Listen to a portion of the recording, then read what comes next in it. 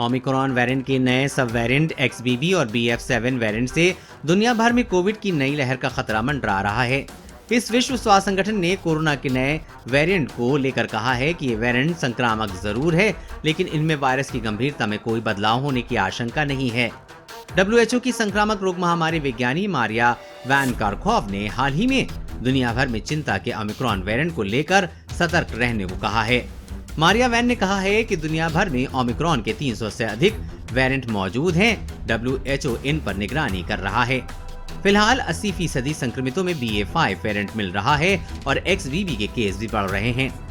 उन्होंने कहा है कि कोविड-19 वायरस के सभी वेरिएंट के विकास को ट्रैक करने और सही मूल्यांकन और नीतियां बनाने के लिए हमें वायरस की निरंतर निगरानी करने की आवश्यकता है। हम XBB वेरिएंट के मामले को बढ़ते हुए देख रहे हैं। हालांकि इस वेरिएंट से गंभीरता के मामले होने की आशंका नहीं है। ओमिक्रॉन के नए सब वेरिएंट के कोविड के मामले बढ़ सकते हैं, लेकिन मरीजों में लक्षण समान ही रहने की उम्मीद है। BQ1 के केस भी आ रहे हैं।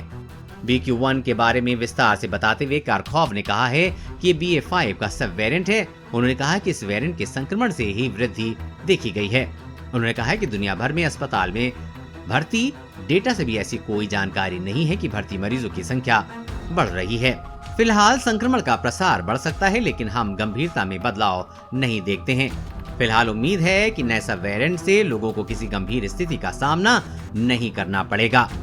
WHO ने XBB वेरिएंट पर जारी किया है अलर्ट। कुछ दिनों पहले ही विश्व स्वास्थ्य संगठन ने ओमिक्रॉन के सब वेरिएंट XBB को लेकर अलर्ट जारी किया है। WHO ने कहा है कि इस वेरिएंट की वजह से दुनिया के कई देशों में कोविड के केस बढ़ सकते हैं। ऐसे में कोविड वायरस की रोकथाम के लिए मिलकर कदम उठाने होंगे। WHO ने सभी देशों को ट्रेसिंग, ट्रैकिंग और जीनोम सीक्वेंसिंग को बढ़ाने की सलाह दी है।